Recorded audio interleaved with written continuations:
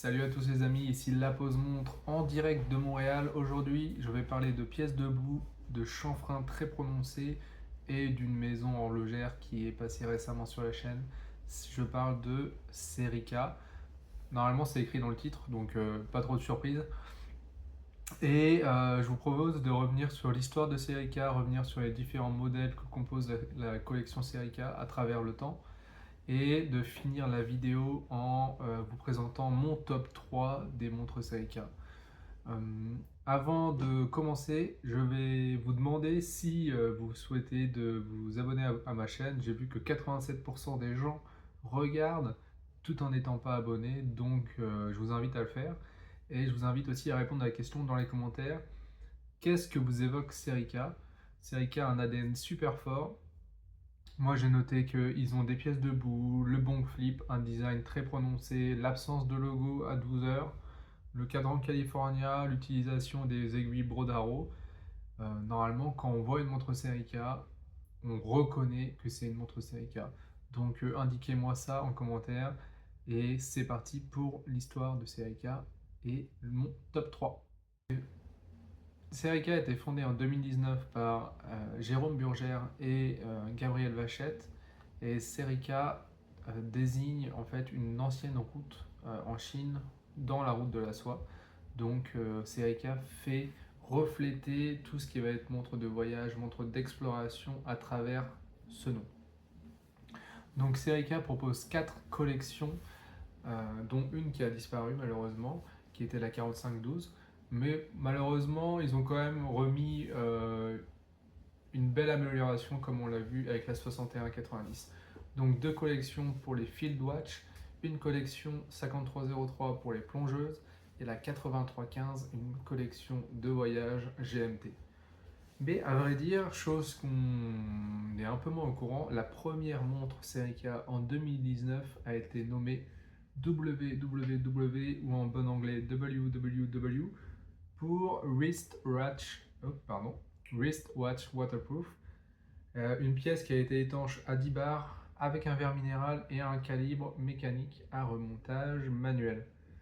Donc, absence de taille dès le début de la première montre Serica, il n'y a pas de mention Serica à 12 heures. Dites-moi ce que vous pensez en commentaire. Je trouve qu'il manque quelque chose, ça fait un peu montre générique, d'après moi, mais dites-moi si vous pensez la même chose.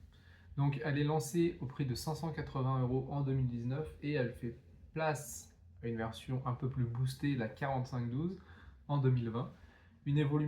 Quelques évolutions majeures avec la 4512. Donc on a vu un boîtier aux finitions retravaillées, une étanchéité qui passe de 10 bars à 20 bars et surtout un verre saphir à double dôme au lieu d'un verre minéral. Donc pas mal d'améliorations et aussi on ajoute deux nouveaux cadrans et un qui fait pour moi partie de l'ADN Serica, c'est le cadran californien. Un bloquant pour moi sur la 4512, je suis pas fan des mouvements à remontage manuel plutôt qu'un remontage automatique.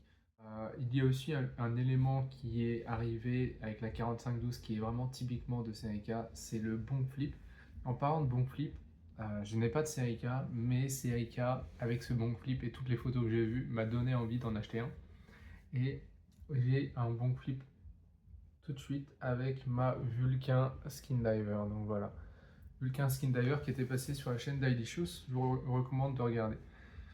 La 4512 aussi est arrivée un peu plus tard avec une version un peu connue maintenant chez Serica et les collectionneurs de Serica, c'est le cadran Tuxedo. Je me demande d'ailleurs si ce cadran-là, qui a été quand même assez plébiscité et est très, très recherché actuellement, va être un type de cadran qui va sortir récemment pour des nouveaux modèles. En 2021, on passe un petit bond dans le temps et une nouvelle collection, c'est la montre de plongée de Serica, la 5303. Et encore une fois, Serica va mettre sa patte dans le design avec une lunette à double matière et double échelle, une pour les heures et une pour les minutes. Donc à noter que la 5303, c'est la première montre chez Serica à avoir un mouvement automatique. Pour moi, c'est un très bon point. Et il y ajoute aussi la présence de céramique. Et le premier aussi bracelet à maille milanaise avec, attention, encore une fois l'ADN CIK, des pièces debout. Pour une intégration un peu mieux au niveau du boîtier et du bracelet à la maille milanaise. Donc la 5303 en 2021 est sortie en blanc et en noir et sur un mouvement qui n'était pas Koske. Une année plus tard, je crois en 2022, la 5303 est sortie en version Koske avec l'apparition du troisième modèle, le modèle bleu cristallin. Parmi les trois, indiquez-moi si vous préférez la bleue, la blanche ou la noire, et si vous la possédez bien sûr. Mais moi, c'est pas un modèle qui me plaît tant que ça. La raison principale, c'est que je suis vraiment pas du tout fan du bracelet acier et du look des pièces debout de la 5303. Serica en 2022 a eu un événement important, entre guillemets, au moins pas eux spécialement, mais deux alpinistes qui ont monté le mont Denali, donc le plus haut sommet d'Amérique du Nord, en Alaska, donc Nicolas Diaz et Gabriel Morand, avec une Serica 4512 au poignet. Donc c'est un beau clin d'œil au nouveau modèle qui est le 6190 sorti un peu plus tard par rapport à la taille du sommet du mont Denali. Donc je ne sais pas si c'était une collaboration avec Serica et ces deux alpinistes là, mais en tout cas Serica le mentionne clairement dans son histoire, donc je vous le mentionne aussi. Alors là, c'est le modèle que je trouve l'un des plus réussis en tout cas, le plus réussi je pense. C'est le modèle de la version GMT, la 8315. Elle possède un design qui est super affirmé avec une lunette céramique 24 heures, mais pas 24 heures comme on voit souvent. C'est un 24 heures AM/PM, blanche et noire pour la première version qui est sortie. Et ce qui est bien, c'est que la division est un peu asymétrique, enfin elle est complètement asymétrique même. Au lieu d'avoir 12 heures noires et 12 heures blancs, là cette fois on est plutôt à 10 heures noires et 14 heures blancs.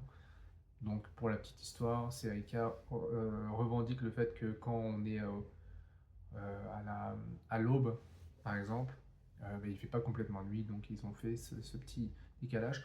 Donc c'est un décalage qui est bien trouvé, je trouve. Et donc ça fait partie du design Serica, dites-moi ce que vous en pensez. Et en fait, c'est aussi le premier modèle qui possède la version COSC. Donc le 8315 a possédé la version COSC pour la première fois chez Serica. Chose qui est maintenant acquis, entre guillemets. Une Serica qui n'a pas la version COSC, ça n'existe plus actuellement. Et c'est quelque chose qui est vraiment, je pense, assez apprécié. Un peu plus tard, en 2023, donc un an plus tard, la Serica sort la 8315-2 avec des teintes rouges et un peu orangées. Il la surnomme Rouge Sable.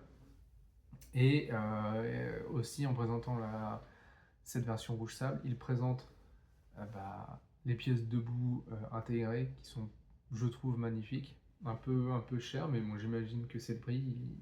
S'ils arrivent à faire du COSC à moins de 1000 euros, je pense que faire des pièces debout à 100 euros, ça doit être parce que ça vaut 100 euros, ou un peu plus, je n'ai pas le prix exact. Et avec une gamme aussi qu'ils appellent Serica Sport, donc des bracelets en caoutchouc. La 8315 possède un design affirmé. Donc design affirmé dit aussi position affirmée pour les gens qui sont un peu fans de montres. Mon avis à l'époque, en 2022 et 2023, quand j'ai vu cette montre, c'est que je me suis dit, Serica veulent entre guillemets en faire un peu trop. La lunette AM/PM, des chanfreins très très prononcés. On n'avait toujours pas de bracelet acier, on avait un bracelet monk flip. Pas de mention Serica à 12 heures. On avait quoi d'autre? Des aiguilles de Brodaro qui est quand même prendre la place. Et l'absence de date sur une GMT, j'ai trouvé que Serica voulait en faire un peu trop, je trouve, au niveau du design, pour vraiment remarquer, ah ouais, ça c'est une Serica. Donc c'est un avis qui a été tranché pour moi. Et là, en 2024, j'ai toujours un peu cet avis que Serica veulent des fois en faire trop. Mais je me suis un peu ravisé, je me dis vraiment que bah, le design en vrai il inclut énormément de choses, mais il est vraiment super réussi quoi. C'est une GMT habillée et ils ont carrément réussi cet exercice. Par contre, j'avoue que pour moi, l'absence de date sur une GMT, j'adorerais l'acheter, la 8315, mais l'absence de date sur la GMT fait que je trouve ça pas du tout cohérent et je n'ai pas d'autres exemples de montres GMT ne possédant pas la date. Donc dites-moi ce que vous en pensez.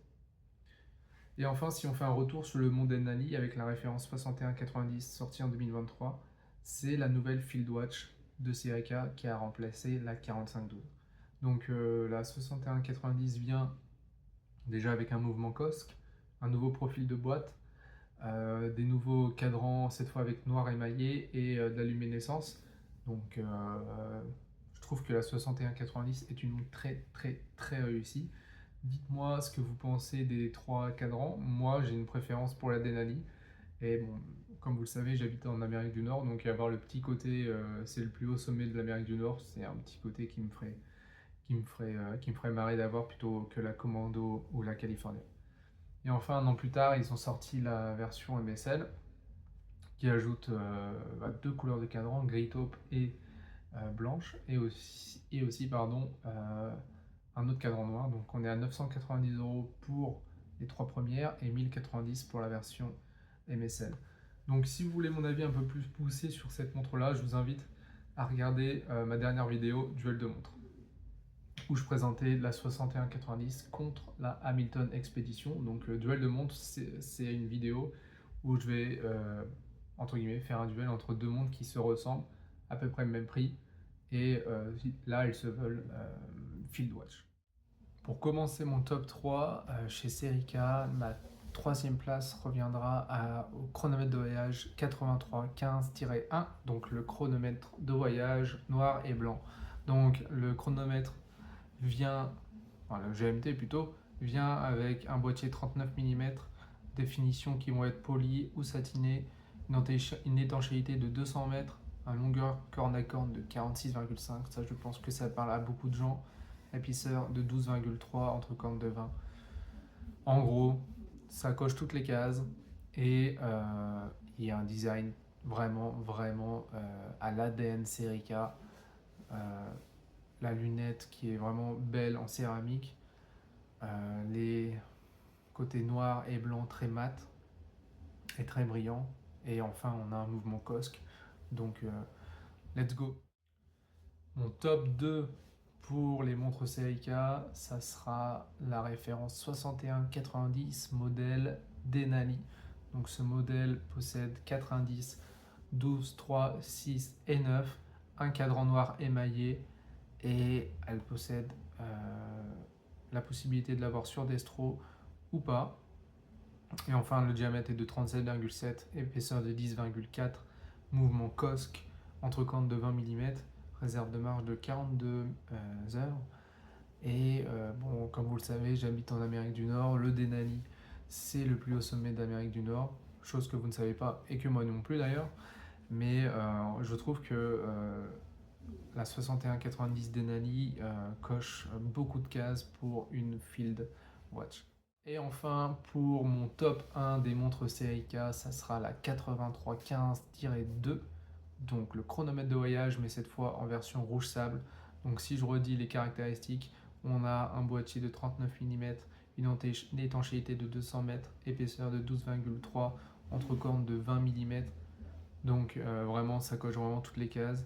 Et en fait, elle a un petit côté coucher de soleil, j'arrive pas trop à dire, un peu désertique, qui fait que je la trouve vraiment très magnifique, vraiment magnifique. Je n'ai pas de montre un peu de ces couleurs-là, donc dites-moi dans les commentaires si vous en possédez une, un peu de couleur marron, etc. Alors, merci d'être encore là sur la fin de la vidéo. Si vous n'êtes pas abonné, n'hésitez pas à vous abonner à ma chaîne YouTube La Pause Montre, donc sur cette vidéo, ou aussi à mon Instagram si vous êtes utilisateur de ce réseau social, La Pause Montre, où je vais poster quelques photos de mes montres ici et là, quelques stories où des fois je demande votre avis, etc. Laissez-moi un commentaire sur cette vidéo, dites-moi ce que vous pensez de Seika, si vous en possédez une. Et on se dit à la prochaine, d'environ une semaine, sur les sorties horlogères de septembre. Donc j'ai déjà préparé la vidéo. Ça s'appelle de l'organisation de youtubeurs qui n'est pas du tout youtubeur à la base. Je suis plutôt fier de moi.